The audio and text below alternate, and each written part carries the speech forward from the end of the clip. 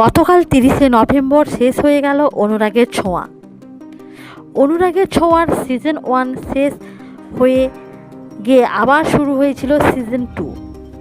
যদিও এর আগে একের পর এক গল্প লিভ নিয়েছিল, তবে সেখানে কোনো জেনারেশন লিভ নেওয়া হয়নি।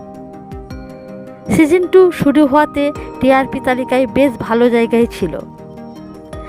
একবার স্লট হারা হলে পরবর্তীতে আবার স্লট পেয়ে যেত, কিন্তু অনলাইনে সবসময় সবার প্রথমে থাকতো। গতকাল শেষ হয়ে গেল অনুরাগের ছোঁয়া, তবে আবারও আসতে পারে অনুরাগের ছোঁয়ার সিজন 2।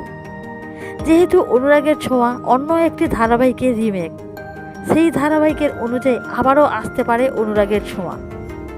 তবে এখনই না বলা গেলেও আগামীতে আসতে পারে অনুরাগের ছোঁয়ার সিজন 2।